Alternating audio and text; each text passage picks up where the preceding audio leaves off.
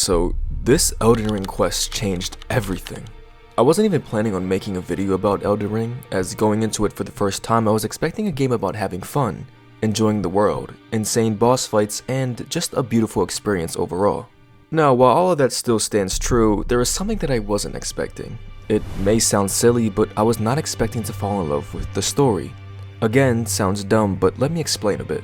I was always an outside observer of the Souls games in general. Elden Ring is my first true experience of this series, so my expectations were pretty basic, I guess. And up until a good portion of the game, I was definitely engaged with the story, but it didn't bond with me yet, I'll admit it. It's like I was riding the emotional roller coaster of everything else that was captivating about the game, and the story was there for the ride with me. But that all changed with one simple questline, one that you can completely avoid and not even think twice about. But let me paint the picture for you. I remember just strolling through the heart of Caelid and finding myself at this old man's shed. When I spoke to the old man sitting in the shed, he told me about a quest he wanted done. I then learned of the girl, Millicent, one struck by a sickness that can't be cured. Your quest from the old man in the shed is to save her, using a gold needle he repaired. It was at this point though that the real side of Elden Ring was showing to me. Going up to see Millicent clinging on to life as she's slowly rotting away, it's such a turn seeing someone that looks like you struggling. All of this time in Elden Ring we have been surrounded by these godlike beings and enemies that look like they were created straight out of a fairy tale, but for Millicent she looks just like us. And I didn't realize how much that mattered up until then, because up until this point, Elden Ring almost felt larger than life. Gods fighting over the Elden Ring, legends, demigods, these larger than life stories. But seeing Millicent barely holding on, it grounded everything. For the first time, it felt less like I was witnessing mythology, which isn't a bad thing of course, but I was seeing the people forced to live underneath it. And that personally gave me such a grounded realization of the world that we are truly living in. We're seeing the real life impact that this broken world is truly doing to people. It's much more than gods clashing over the shattered Elden Ring. Millicent, when finally healed, has a purpose of her own. She feels like she's here for a greater reason. She has this motivation that at one point was almost as lost as her life. Being struck with scarlet rot has shown that it can create memory loss for the victim. This is no different for Millicent. So basically, since meeting Millicent, you are truly seeing the start of her faintly remembering her destiny, following her to a bunch of different areas in the map and getting more information about her journey as you go. Her journey from a lost cause to basically getting up and attempting to find her destiny when she could have easily let herself succumb to the rot is really commendable. In a world where the Elden Ring is broken to pieces and really all hope is lost, that didn't deter Millicent into truly wanting to find out who she is and what she really wants.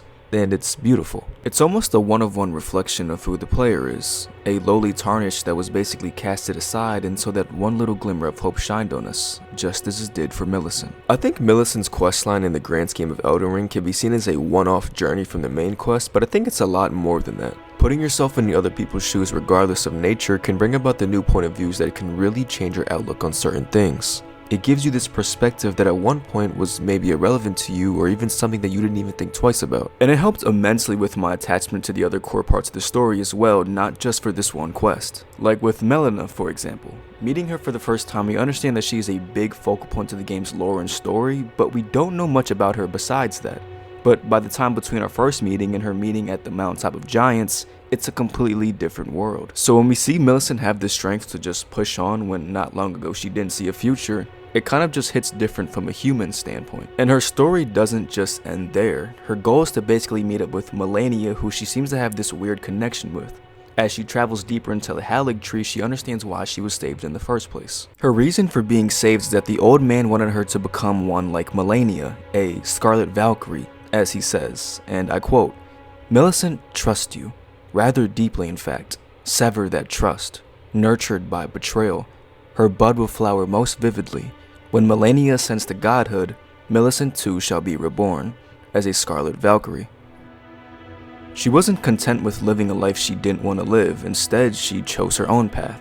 The final stages of her quest find herself at the midst of finding Malenia, only to be stuck at a crossroad. And the game gives you a pretty tough decision, either fight alongside her one last time or to fight her and give her the path the old man wanted. I personally chose to fight alongside of her, because I understand her point of view and who am I to stop someone from living the life they want to live. Out of the two outcomes though, I think this is the most fitting yet sad ending to Millicent's journey. I'll play it for you.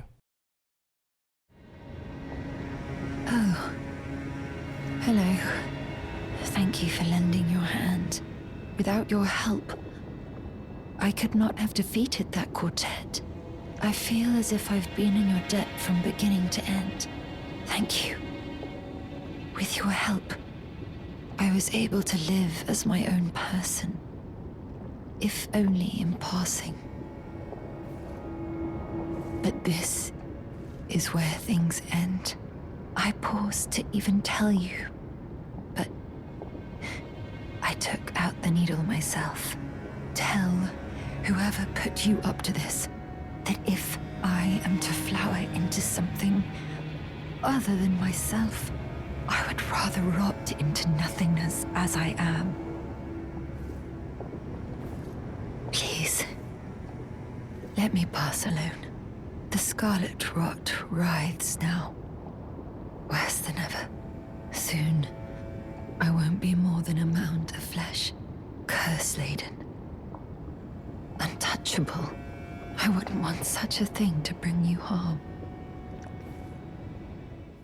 If I am to flower into something other than myself, I would rather rot into the nothingness as I am, is such a beautiful yet heart-wrenching quote. This quest did a lot for me, not only on the scale of understanding Elden Ring as a whole more, but also a bit of understanding myself, appreciating the life I have a bit more, and remembering to live as myself before anything else. So yeah, this quest changed everything for me. I know this isn't the most grand of videos, but this topic is one that really caught me while playing Elden Ring for the first time. It's one of, if not my favorite moments in the entire game, and I thought I'd share it. But appreciate you guys for watching.